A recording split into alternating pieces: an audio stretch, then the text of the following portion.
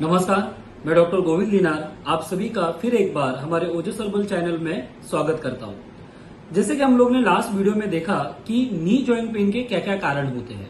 उसमें से जैसे कि एक कारण होता है इंजुरी, दूसरा कारण होता है टेंडेनाइटिस, तीसरा कारण हम लोग ने देखा अर्थराइटिस, और अर्थराइटिस में भी सब कैटेगराइजेशन होता है जो कि है osteoarthritis, rheumatoid arthritis and gouty arthritis.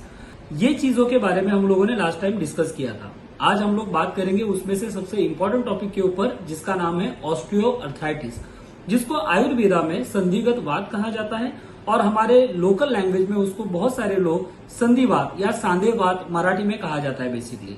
तो आज हम लोग बात करेंगे ऑस्टियोआर्थराइटिस यानी कि संधिगत वात के ऊपर। तो सबसे पहले हम जानेंगे कि ऑस्टियोआर्थराइटिस होता क्या है।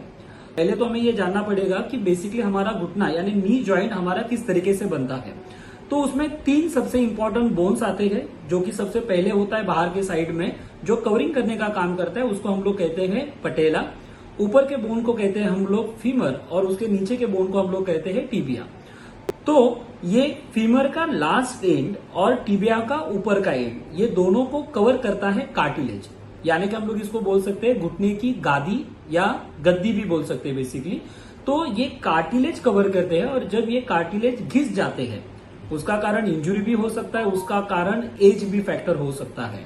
तो बेसिकली जब ये घिसता है और जब ऊपर की हड्डी नीचे की हड्डी के ऊपर रगड़ना चालू होती है, जब हम चलते हैं, जैसे कि हमारे पास बहुत सारे पेशेंट आते हैं और वो बोलते हैं कि सर हमें चलते टाइम टक टक आवाज आती है, कर की आवाज आती है, जैसा लग रहा है कि कुछ तो घिस रहा है। तो जब ये बोन एक दूसरे को, हड्डियां एक दूसरे को घिसना चालू हो जाती है, तो उसी कंडीशन को कहा जाता है बेसिकली ऑस्टियोआर्थराइटिस यानी कि संधिगत वात। तो सबसे पहले हमें ये जानना जरूरी है कि ये कार्टिलेज होते क्या है। कार्टिलेज को शॉक इन वन या वन इन शॉक ऐसा भी कहा जाता है। तो वन इन शॉक क्यों कहा जाता है उसको, बेसिकली बिकॉज ये शॉक एब्जॉर्ब का भी काम करते हैं और एक दूसरे को फ्रिक्शन जो मूवमेंट होता है घुटने में, ये मूविंग भी अच्छे तरीके से करने में बहुत ज्यादा इंपॉर्टेंट रोल प्ले करते हैं। तो जैसे कि हमने जाना कि ऊपर की तरफ और नीचे की तरफ जो कार्टिलेज होते हैं बेसिकली ये काफी फर्म होते हैं, ये फ्लेक्सिबल होते हैं, जो जॉइंट को एक दूसरे से या हड्डी को एक दूसरे से घिसने नहीं देते हैं, उसी को हम लोग बेसिकली कार्टिलेज कहते हैं। नॉर्मली ऑस्टियोआर्थराइटिस हम सभी को हो सकता है, हर एक हमारे जॉइंट में ये हो सकता है बेसिकली, बट कॉमन तौर पर अगर हम देखने को जाए तो ये हाथ के जॉइंट में कॉमनली देखा जाता है, घुटनों में ये सबसे ज्यादा पाया जाता है ऑस्टियोआर्थराइटिस, उसके बाद गर्दन की हड्डी में ये पाया जाता है जिसको हम लोग सर्वाइकल स्पॉन्डिलोसिस भी कहते हैं। ये ऑस्टियोआर्थराइटिस का ही एक टाइप होता है। बैक साइड में यानी लोअर बैक में जब होता है उसको लंबार स्पॉन्डिलोसिस भी हम लोग कहते हैं। तो ये जॉइंट इसमें मैक्सिमम टाइम अफेक्टेड होते हैं बेसिकली। अब हम जानेंगे इसके टाइप। तो ऑस्टियोआर्थराइटिस ये दो टाइप का होता है, primary osteoarthritis and secondary osteoarthritis. तो प्राइमरी ऑस्टियोआर्थराइटिस ये उन लोगों में पाया जाता है जिनमें कैल्शियम की कमी होती है, उम्र के हिसाब से कार्टिलेज एक दूसरे को घिस के जब बोन्स एक दूसरे को घसना चालू होते हैं या रगड़ना चालू होते हैं, तो ये सारे कैटेगराइजेशन आता है प्राइमरी ऑस्टियोआर्थराइटिस में। दूसरा टाइप होता है सेकेंडरी ऑस्टियोआर्थराइटिस। सेकेंडरी ऑस्टियोआर्थराइटिस उन लोगों में पाया जाता है जो कि इंजुरी के वजह से या कुछ ट्रॉमा के वजह से जब cartilage tear, wear and tear हो जाते हैं और वहां पे इन्फ्लेमेशन आ जाता है, कार्टिलेज डैमेज हो जाते हैं और जब हड्डियां एक दूसरे को रगड़ना चालू करती है तो उनको बोला जाता है सेकेंडरी ऑस्टियोआर्थराइटिस। अब हम जानेंगे इसमें क्या क्या सिम्टम देखने को मिलते हैं। तो इसमें सबसे पहला सिम्टम पाया जाता है जो कि है नी जॉइंट पेन, नी टेंडरनेस। टेंडरनेस का मतलब होता है काफी सख्त जॉइंट हो जाता है। सुबह पेशेंट हमें ये बताते भी है कि हम सुबह जब उठते हैं तो हमारा घुटना गर्म चलता है, वहां पे स्वेलिंग जैसी लगती है, हम घुटना मोड़ नहीं पाते हैं। जब हम सुबह उठ के थोड़ा चलना चालू करते हैं उसके बाद हमें बेटर लगता है। घुटनों में कर आवाज आना, जो बेसिकली मरमरिंग जो एक साउंड होता है बेसिकली, क्योंकि हड्डियां एक दूसरे को घसना चालू हो जाते हैं बेसिकली। चलने के टाइम पे पेशेंट को स्टिफनेस देखने को मिलता है। तो ये सारे सिम्टम हमें ऑस्टियोआर्थराइटिस में देखने को मिलते हैं।